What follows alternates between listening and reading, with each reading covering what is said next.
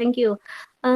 Minggu lalu kita sudah membahas mengenai prinsip-prinsip hijab mahjub berdasarkan KHI dan jurisprudensi. Nah, yang ingin saya tambahkan di dalam prinsip hijab mahjub tersebut adalah pertama, kemarin disebutkan bahwa anak laki-laki maupun perempuan serta keturunannya menghijab saudara dan keturunannya, kemudian paman bibi dari pihak ayah maupun ibu serta keturunannya.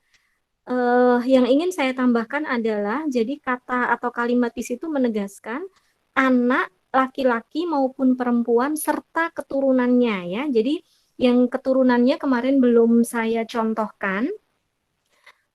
Maksudnya seperti apa? Maksudnya karena kita kemarin sudah membahas mengenai ahli waris pengganti, di mana keturunan dari ahli waris yang meninggal dunia sebelum pewaris berhak mendapatkan harta warisan gitu ya, sebagaimana yang diperoleh oleh ahli waris yang digantikan, tetapi nanti bagian ahli waris pengganti tidak boleh melebihi bagian ahli waris yang sederajat dengan yang diganti. Kemarin sudah saya contohkan, misal A menikah dengan B, kemudian memiliki anak C dan D. C menikah dengan E, kemudian memiliki keturunan yaitu F. Ternyata C kemudian meninggal dunia terlebih dahulu dibandingkan dengan A gitu ya. Maka nantinya F itu akan menjadi ahli waris pengganti, dia akan menerima bagiannya C. Karena C sebagai ahli waris langsung, ahli waris yang berhak mewaris, dia meninggal terlebih dahulu dibandingkan pewarisnya. Dalam hal ini kita mau membagi harta warisnya A gitu ya, dan C sudah meninggal dunia terlebih dahulu dibandingkan dengan A, maka keturunan dari C yaitu F nanti dia menjadi ahli waris pengganti menerima bagiannya C. Ada klausul tambahan atau ada ketentuan tambahan yaitu bahwa bagiannya F itu nanti tidak boleh melebihi bagiannya D gitu ya, karena bagian ahli waris pengganti tidak boleh melebihi bagian ahli waris yang digantikan. Silahkan Anda catat dan Anda coret-coret sendiri gitu ya, sesuai dengan bahasa Anda. Nah, yang saya tekankan terkait dengan prinsip hijab mahjub sudah ditegaskan dalam buku 2 MA ya, mendasarkan pada KHI dan jurisprudensi bahwa keturunan dari anak laki-laki maupun anak perempuan, keturunannya berarti kalau kita lihat dari pewarisnya adalah cucunya pewaris gitu ya. Keturunan dari anak laki-laki maupun perempuan ini memiliki kekuatan yang sama dengan anak laki-laki dan anak perempuan. Jadi keturunan dari anak laki-laki maupun anak perempuan, dia dapat menghijab juga ahli waris yang terhijab oleh anak laki-laki maupun anak perempuan. Kemarin sudah saya berikan contohnya. Misal pewarisnya meninggalkan ahli waris ibu, satu anak laki-laki, kemudian dua saudara perempuan. Saya ulang, misal pewarisnya meninggalkan ahli waris ibu, kemudian dua saudara perempuan, kemudian satu anak perempuan. Maka dua saudara perempuan tidak berhak mewaris karena terhijab oleh anak perempuan. Lalu bagaimana misal tidak ada anak, tetapi yang ada adalah keturunan dari anak atau ahli waris penggantinya ya. Kemarin sudah kita bahas di asas ahli waris pengganti berdasarkan surat edaran Mahkamah Agung gitu ya. Ahli waris pengganti hanyalah cucu. Nah, maksudnya cucu yang dia memiliki kekuatan atau apa ya istilahnya ya, intinya siapa yang terhijab oleh anak, maka dia pun akan terhijab oleh keturunan dari anak ya. Jadi saya ulang, ahli waris yang terhijab oleh anak yaitu saudara dan keturunannya, paman bibi baik dari garis ayah maupun ibu dan keturunannya, mereka terhijab oleh anak, maka mereka-mereka ini juga terhijab oleh keturunan dari anak. Contohnya seperti apa? Silahkan dicoret-coret sendiri. Misal contohnya adalah pewaris meninggal dunia, kemudian dia meninggalkan ahli waris, misal seorang janda, kemudian ibu, Kemudian ada satu cucu perempuan dari anak perempuan yang sudah meninggal dunia sebelum pewaris.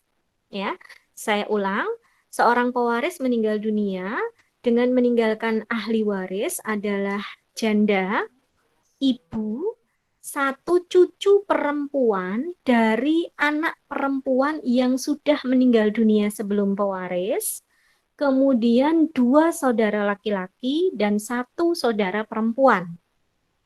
Ya, maka pertanyaannya, siapakah ahli waris yang berhak mewaris dalam skenario tersebut, gitu ya?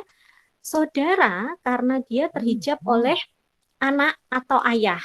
Tidak ada ayah di situ, berarti ayahnya pewaris sudah meninggal dunia, gitu ya. Maka tidak dimunculkan dalam skenario.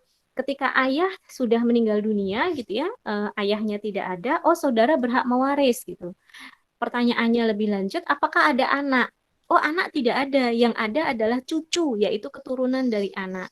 Nah, cucu karena dia posisinya adalah ahli waris pengganti yang menggantikan bagiannya anak, maka cucu ini pun bisa menghijab saudara. Ya, jadi dalam skenario tadi, misal ahli waris yang diketahui adalah seorang janda, ibu, kemudian satu cucu perempuan dari anak perempuan yang sudah meninggal dunia sebelum pewaris, kemudian ada dua saudara laki-laki dan satu saudara perempuan, maka saudara terhijab oleh keturunan dari anak. Dalam hal ini, cucu perempuan dari anak perempuan yang meninggal dunia sebelum pewaris. Nah, itu yang ingin saya tambahkan terkait dengan prinsip hijab mahjub ya. Jadi silahkan kalimat yang kemarin sudah saya share dalam buku 2MA itu diperhatikan bahwa anak laki-laki maupun perempuan serta keturunannya gitu ya, berarti cucunya, cucu dari anak gitu ya. Maksud saya cucunya pewaris karena dia adalah keturunan dari anak, menghijab saudara, paman dan bibi, kemudian ayah. Nah, dikatakan di sini ayah menghijab saudara dan keturunannya. Nah, berarti ayah dia juga bisa menghijab saudara termasuk keturunan saudara. Jadi misal nanti ada beberapa skenario yang saya contohkan gitu ya. Anda harus bisa mengkalkulasi siapa ahli waris yang berhak mewaris berdasarkan prinsip hijab mahjub. Jadi sebenarnya keturunan dari saudara pun ya, kalau kita lihat dari pancarnya pewaris, keturunan dari saudara kita adalah pewarisnya, maka berarti keponakannya pewaris. Nah, keponakannya pewaris itu juga terhijab oleh anak, juga terhijab oleh keturunan dari anak, terhijab juga oleh ayah gitu. Nah, ini terkait dengan prinsip hijab mahjub. Ada yang mau bertanya? Mungkin ada skenario yang dibuat dan silahkan nanti bisa ditanyakan ke saya siapa ahli waris yang berhak mewaris. Silahkan apabila ada yang mau ditanyakan dari prinsip hijab mahjub materi minggu lalu. Silahkan hidupkan mic-nya.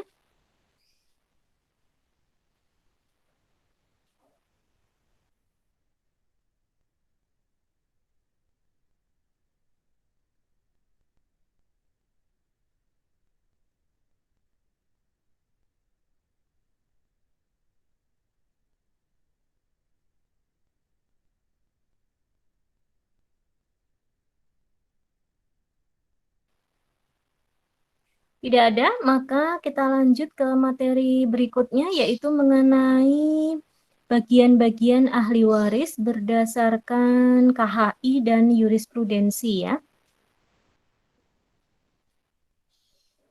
Bahannya sudah saya share dan silakan Anda juga bisa membuka buku 2MA halaman 173, kemudian KHI mulai pasal 176. Kita akan mulai dulu dari ahli waris langsung ya, ahli waris yang tidak bisa terhijab oleh ahli waris apapun, mereka yang paling berhak mewaris. Jadi kita akan mulai dari ahli waris langsung, kita mulai dulu dari yang termuda, yaitu ahli waris menurut hubungan perkawinan ya, duda atau janda. Di dalam KHI disebutkan ya, ini saya buka buku 2MA halaman 173, sudah saya screenshot, saya kirim ke WA kemarin. Duda mendapat setengah bagian bila pewaris tidak meninggalkan anak atau keturunan, dan mendapat seperempat bagian bila pewaris meninggalkan anak atau keturunan. Ingat, yang digarisbawahi adalah keturunan atau anak dari pewaris gitu ya. Jadi misal begini, silahkan diorat-orat sendiri ya. Misal, seorang istri meninggal dunia dengan meninggalkan ahli waris seorang duda, kemudian dua orang anak laki-laki, seorang ayah, seorang ibu, kemudian dua orang saudara perempuan, ya, misal seperti itu. Maka berapa bagiannya duda? Nah, bagian duda menurut Al-Quran akan mendapatkan seperempat. Kenapa? Karena pewarisnya meninggalkan anak, ya, tadi ada anak perempuan. Nah, jadi bagiannya duda seperempat. Tapi ingat, ini bukan bagian yang kemudian bagian akhir ya. Jadi saya tidak mau nanti di ujian Anda langsung misalkan seperempat dikalikan harta warisan, itu salah gitu ya. Untuk teknis penghitungan nanti saya ajarkan di belakang, kita selesaikan teorinya dulu. Jadi contohnya tadi, misal seorang istri meninggal dunia dengan meninggalkan ahli waris duda, kemudian ibu, ayah, dua anak perempuan, kemudian saudara gitu ya. Karena di sini ada dua anak perempuan, ya, anaknya pewaris, entah itu dari perkawinannya dengan si janda atau anaknya pewaris dari perkawinan sebelumnya, gitu ya. Tapi ketika pewarisnya itu statusnya dia memang memiliki anak, anak sah ya, maka kemudian eh, bagiannya ketika nanti bagiannya duda ya, ketika tadi pewaris atau istrinya itu meninggal dunia, menyesuaikan apakah pewarisnya itu memiliki keturunan atau anak tadi. Tapi sekali lagi anaknya pewaris ya, bukan anaknya si duda. Anaknya pewaris entah dari perkawinannya dengan si duda itu atau dari perkawinan sebelumnya gitu ya. Jadi saya contohkan, misal skenarionya dibuatnya begini. A dan B menikah gitu ya. A ini adalah wanita ya, A-nya wanita, A dan B menikah, kemudian memiliki seorang anak yaitu C. A dan B kemudian bercerai ya. Saya ulang, A dan B menikah, A-nya wanita, A dan B menikah, kemudian memiliki seorang anak yaitu C. A dan B kemudian bercerai, A menikah lagi dengan E, misalkan ya, A menikah lagi dengan E. Si C tadi, si C yang merupakan anak A dan B, itu kemudian ikut ayahnya, yaitu B, ya, ikut ayahnya, sedangkan A yang tadi menikah lagi dengan E itu tidak membawa anak. Dan dalam perkawinannya dengan E, mereka itu tidak dikaruniai keturunan. Pertanyaannya adalah bagaimana misal ketika A ini nanti meninggal dunia, dudanya yaitu si E tadi, dia mendapatkan berapa? Dia mendapatkan setengah ataukah dia mendapatkan seperempat? Ya. Dalam kasus seperti itu, dudanya yaitu E, dia mendapatkan seperempat. Kenapa? Karena A itu memiliki anak. Walaupun itu anak dengan B dari perkawinan sebelumnya. Tapi karena statusnya si A atau pewarisnya itu meninggalkan anak, maka bagiannya E sebagai dudanya itu adalah seperempat. Ya, bagiannya apa si dudanya itu seperempat karena pewarisnya itu memiliki anak, entah dari perkawinan yang keberapa, tapi kalau dia memiliki anak sah, maka bagiannya duda itu menjadi seperempat. Jadi ketika ada anak, maka bagiannya memang akan berkurang gitu ya, tidak lagi besar. Kalau setengah kan lumayan besar ya ketika pewarisnya tidak meninggalkan anak. Contohnya bagaimana kalau dudanya mendapatkan setengah? Ya intinya dalam skenario di mana pewarisnya tidak meninggalkan anak ya. Misal dalam skenario tadi gitu ya, misal dalam skenario tadi si A itu adalah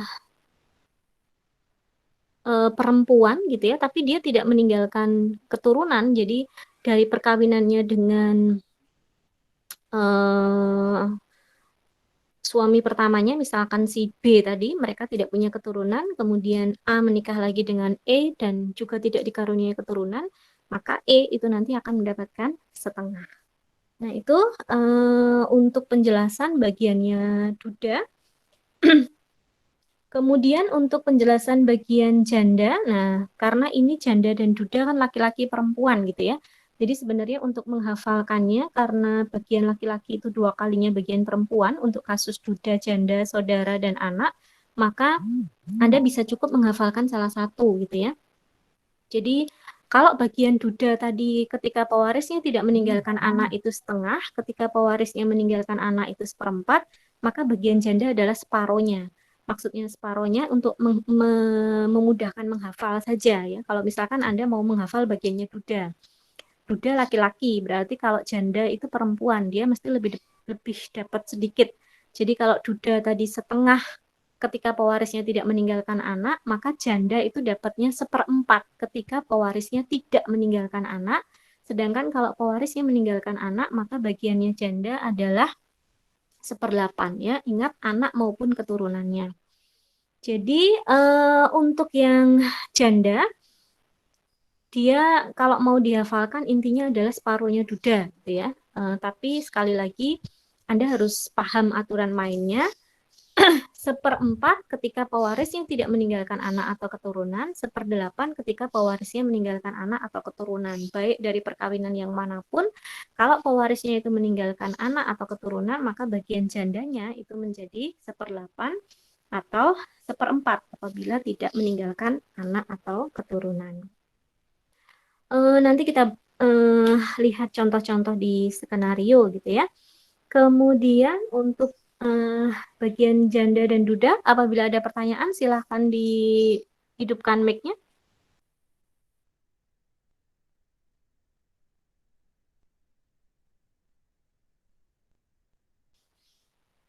Oke ya, semoga penjelasan saya bisa dipahami.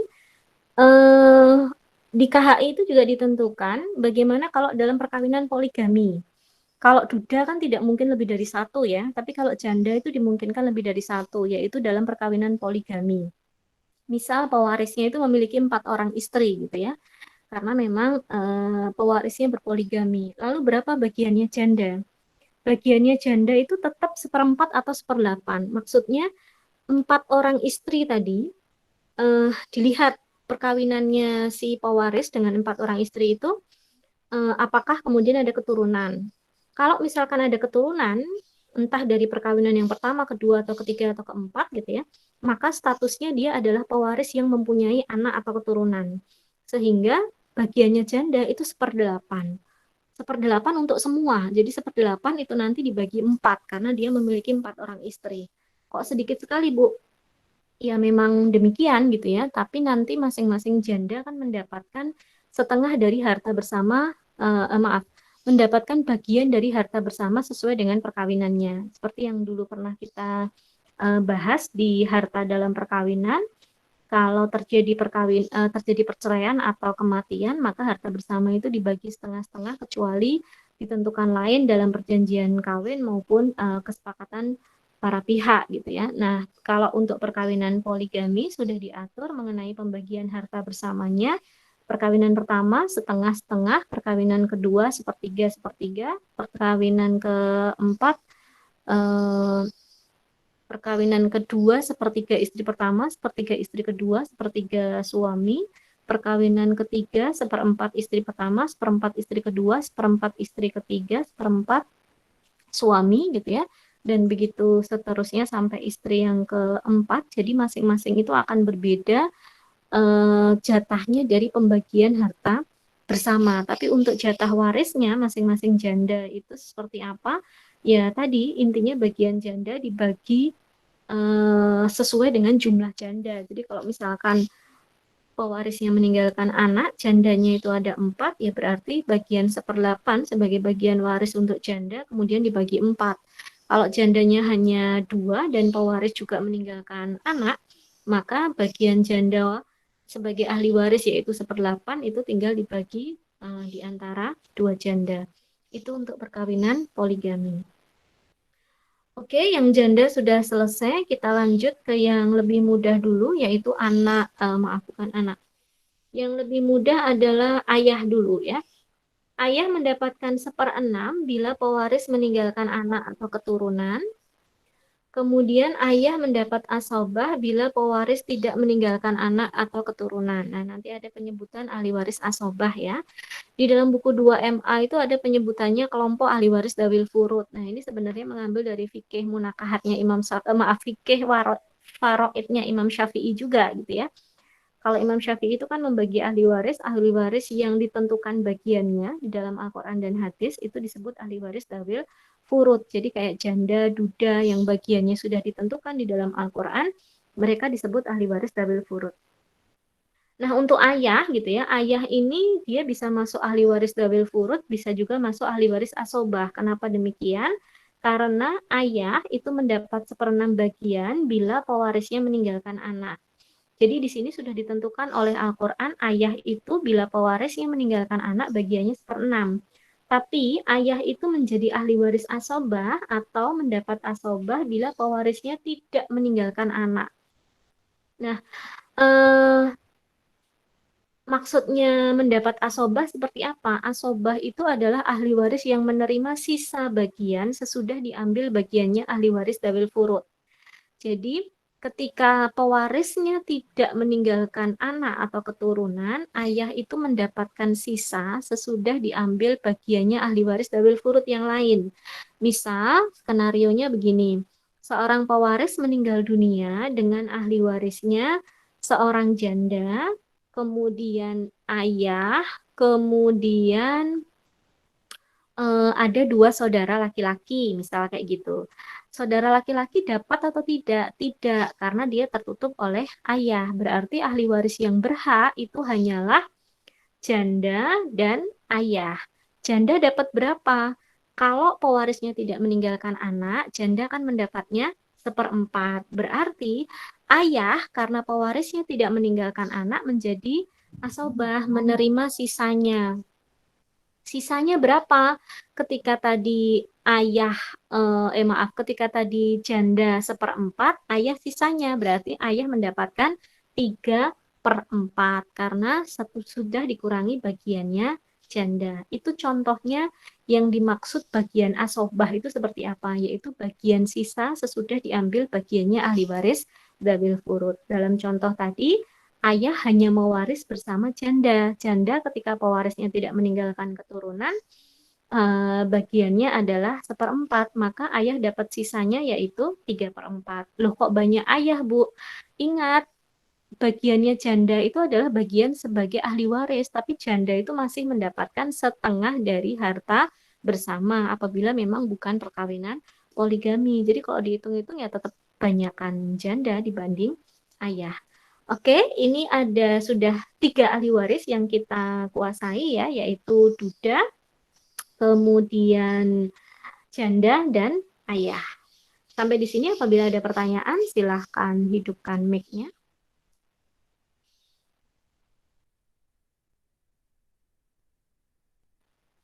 Penjelasan Bu Desti terlalu cepat tidak?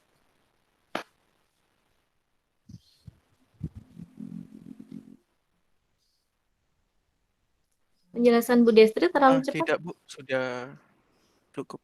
Oke, cukup Dan ya. tidak ada pertanyaan. Oh iya, ya, terima kasih.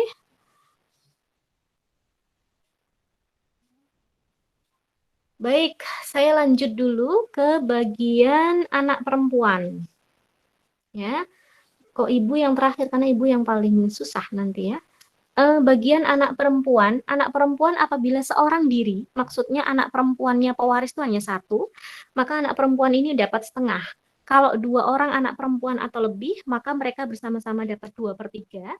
Tapi kalau anak perempuan mewaris bersama anak laki-laki, maka bagian yang setengah atau 2/3 tidak berlaku, dia kemudian menjadi asobah bersama anak laki-laki. Contohnya bagaimana? Contoh pertama ya, contoh pertama. Pewaris meninggalkan ahli warisnya, silahkan dicoret-coret ya. Pewaris meninggalkan ahli warisnya adalah seorang janda, seorang ayah, seorang anak perempuan. Janda, karena pewarisnya punya anak perempuan, maka janda akan dapat 1/8. Ayah, karena pewarisnya punya anak, dia dapat 1/6. Anak perempuan, karena seorang diri, hanya satu tadi, maka dia dapat setengah.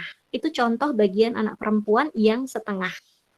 Bagian anak perempuan yang 2/3 bagaimana, Bu? Kita jadikan saja, misal janda, ayah, kemudian anaknya ada 3 anak perempuan. Ingat, kita lihatnya dari pewaris ya. Pewaris meninggal dunia, dia mempunyai ahli waris seorang janda, ayahnya masih hidup, kemudian 3 orang anak perempuan. Maka bagian janda adalah 1/8 karena pewaris meninggalkan anak, bagian ayah 1/6 karena pewaris meninggalkan anak, bagian 3 orang anak perempuan itu adalah 2/3. Nanti 2/3 itu dibagi 3 untuk masing-masing ya, sebagaimana asas individual. Kalau 2 bagaimana, Bu? Ya 2/3 juga. Nanti bagian yang 2/3 itu dibagi 2. Tapi itu belum bagian akhir ya, karena tadi itu bentuknya pecahan semua. Janda 1/8, ayah 1/6, 3 anak perempuan 2/3. Kalau kita mau membagi kue, ya berarti seperti apa pembagiannya. Nah, kita sudah tahu penghitungan matematika, nanti disamakan dulu penyebutnya. Tapi itu nanti di teknis penghitungan. Itu contoh untuk bagian anak yang setengah, anak perempuan yang setengah dan 2/3. Bagaimana dengan bagian anak perempuan yang dia bersama anak laki-laki? Contohnya bagaimana? Kita buat tadi ya. Pewaris meninggal dunia dengan meninggalkan ahli waris janda, seorang ayah, kemudian seorang anak perempuan, dan seorang anak laki-laki. Seorang anak perempuan, dia tidak akan mendapatkan yang setengah. Kenapa? Karena dia mewaris bersama anak laki-laki. Sehingga anak perempuan dan anak laki-laki itu menjadi asobah. Sebenarnya asobahnya itu adalah anak laki-laki, dia menerima sisa. Tapi ketika mewaris bersama anak perempuan atau anak perempuan mewaris bersama anak laki-laki, maka anak perempuan ini ditarik menjadi asobah oleh anak laki-laki. Ya, istilahnya adalah ada asobah bin nafsi, anak laki-lakinya, kemudian anak perempuannya menjadi asobah bil ghair. Artinya dia ditarik menjadi asobah. Awalnya dia dawil furud, karena bagiannya setengah atau 2/3 tadi. Tapi ketika mewaris bersama anak laki-laki, anak perempuannya jadi asobah juga. Jadi dia menerima sisa sesudah diambil bagiannya janda yang 1/8, ayah yang 1/6. Oke, sampai di sini saya cukupkan dulu. Kita coba berlatih dulu untuk bagiannya ayah, duda, janda, dan anak perempuan. Oke, kita kembali ke WA.